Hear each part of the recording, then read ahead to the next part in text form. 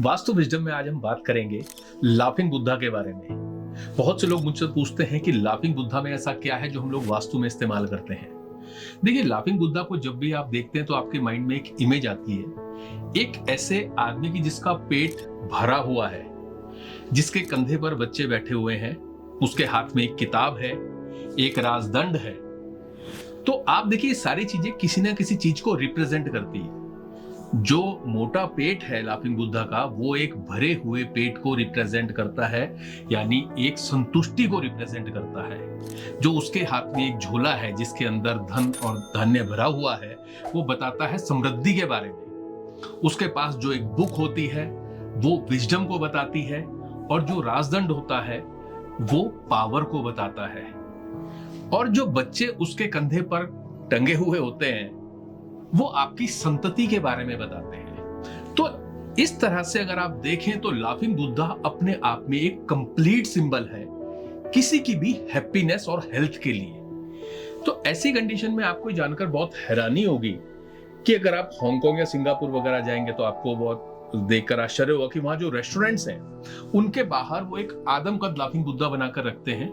वहां पर ये ट्रेडिशन है कि लोग आते हैं, पहले उसके पेट पर हाथ फेरते हैं, हंसते हैं, and then they go inside. इसका मतलब आप समझते हैं क्या होता है? इसका मतलब है कि वो बाहर ही अपनी मनोदशा को पूरी तरह से चेंज कर लेते हैं, उसको देखकर और उसके पेट पर हाथ फिराकर और हंसकर, एंड देन दे एंटर। उसके बाद वो खाना खाते हैं। ऐसे ही अगर हम वास्तु के हिसाब से लाफिंग बुद्धा का यूज कर सकते हैं अपने घर में, तो आप इमेजिन कर सकते हैं कि आपको कितनी हेल्प करेगा। वास्तु के हिसाब से अगर हम देखें तो लाफिंग बुद्धा को हम किसी भी घर में घुसते ही जो राइट डायगोनल कॉर्नर होता है उसमें हम लाफिंग बुद्धा को रखते हैं।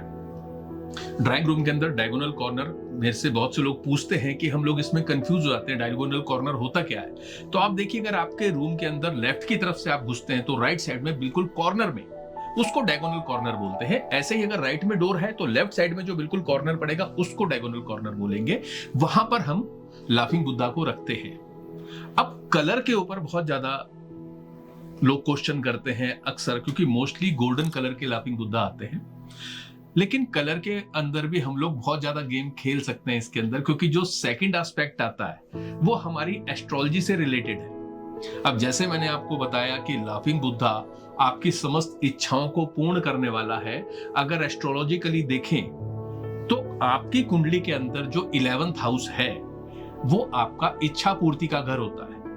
तो आपके 11th हाउस के अंदर जो भी राशि होती है या जो भी साइन होता है उसकी डायरेक्शन में अगर आप लाफिंग बुद्धा को रखते हैं तो आपकी इच्छा पूर्ति के बढ़ने के और ज्यादा चांसेस हो जाते हैं। मान लेते हैं कि आपके 11th हाउस के अंदर एक नंबर राशि है, यानी मेष राशि है, एरीज है। एरीज की डायरेक्शन ईस्ट होती है। तो इससे हमें क्या पता चलता है कि इस इंसान को अपने घर के ईस्ट डायरेक्शन में लाफिंग बुद्धा को रखना चाहिए। और कलर की अगर बात करें तो ईस्ट डायरेक्शन एयर एलिमेंट की है, वहां पर आप ग्रीन कलर का लाफिंग बुद्धा रख सकते हैं, रेड कलर का रख सकते हैं। गोल्डन वहां पर ना लगाए तो बेहतर होगा, क्योंकि गोल्डन अर्थ एलिमेंट को रिप्रेजेंट करता है और वो एयर के साथ क्लैश करता है। तो इससे क्या पता चला कि आपके होरोस्कोप के अंदर 11th हाउस में जो राशि थी, जो साइन था, उसकी डायरेक्शन में आपने लाफिंग बुद्धा को रखा, उस कलर के हिसाब से रखा। एक दूसरा एग्जांपल मैं आपको बताता हूं कि अगर किसी के होरोस्कोप में 11th हाउस में हम मान लेते हैं 11 नंबर की राशि है, यानी एक्वेरियस है, उसकी डायरेक्शन वेस्ट होती है, तो आप क्या करेंगे? आप वेस्ट डायरेक्शन के अंदर लाफिंग बुद्धा को रखेंगे। अब कलर के हिसाब से अगर देखें तो आप या तो ब्लैक कलर का या व्हाइट कलर का या ब्लू कलर का आप लाफिंग बुद्धा रख सकते हैं, और गोल्डन लाफिंग बुद्धा तो बहुत ही अच्छा रहेगा वहां पर। यहां पर आपको ग्रीन या रेड रखने से बचना चाहिए।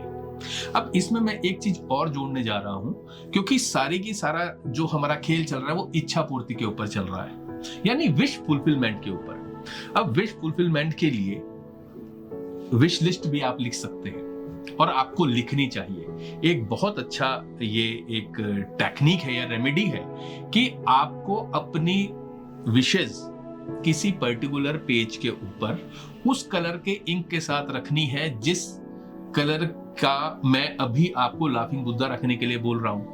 जैसे मैंने आपको ईस्ट में ग्रीन कलर का लाफिंग बुद्धा रखने को बोला, तो वहां पर अगर आप ग्रीन कलर की इंक से अपनी विश लिस्ट लिखते हैं और उसको लाफिंग बुद्धा के नीचे रख देते हैं, तो आपकी इच्छाओं के पूरे होने के बहुत ज्यादा चांसेस बढ़ जाते हैं।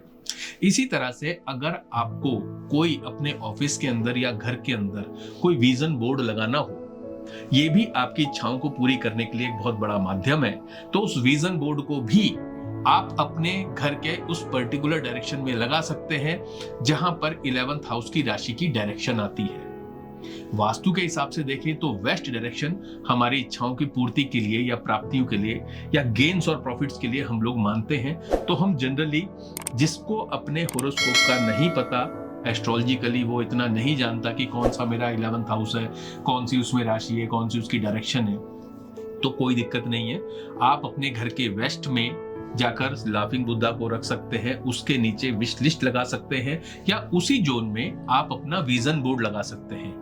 विजन बोर्ड एक बहुत ही सिंपल सी टेक्निक है जिसमें जो भी आपकी लाइफ के गोल्स हैं, आप उनकी पिक्चर्स या तो इंटरनेट से निकालकर या किसी मैगजीन्स वगैरह में से काट कर आप एक बोर्ड पर लगा देते हैं, और लगातार जब आप उनको देखते हैं तो आपके उन गोल्स को पूरा करने की संभावनाएं बहुत ज्यादा बढ़ जाती है। तो लाफिंग बुद्धा के बारे में मैंने आपको जैसे बताया कि अलग अलग कलर के लाफिंग बुद्धा अलग अलग डायरेक्शंस में आप यूज कर सकते हैं। ऐसे ही अगर आपको नॉर्थ में लाफिंग बुद्धा यूज करना है तो आप गोल्डन यूज कर सकते हैं। ऐसे ही कई लोगों ने क्वेश्चन पूछा कि क्या हम अपने एंट्रेंस में लाफिंग बुद्धा को लगा सकते हैं। डेफिनेटली अगर आपकी एंट्रेंस आपके 11th हाउस की जो राशि है उसकी डायरेक्शन के हिसाब से आ रही है, तो आप जरूर अपनी एंट्रेंस पर भी लाफिंग बुद्धा को लगा सकते हैं। लेकिन इसके अंदर एक कैच ये होता है कि लाफिंग बुद्धा की डायरेक्शन हमेशा आपके घर के सेंटर की तरफ होनी चाहिए। कभी भी ऐसा ना हो कि लाफिंग बुद्धा आपका घर से बाहर की तरफ देख रहा हो। तो इस चीज का आपको ध्यान रखना चाहिए कि अगर आप एंट्रेंस पर भी लगाते हैं तो एटलीस्ट उसको मेन डोर की तरफ को फेसिंग ना करें, उसको एंट्रेंस की तरफ फेसिंग करके ही लगाएं, और अपने 11th हाउस की डायरेक्शन को भी देख लें। मैं समझता हूं मैंने लाफिंग बुद्धा के ऊपर बहुत सी आपकी क्वेरीज को शांत कर दिया होगा। इसके अलावा भी अगर आपके माइंड में कोई क्वेश्चंस आते हैं तो आप मेरे को कमेंट सेक्शन में दे सकते हैं। मैं कोशिश करूंगा कि अगली बार मैं उन क्वेश्चंस का भी आंसर करूं। तब तक के लिए धन्यवाद।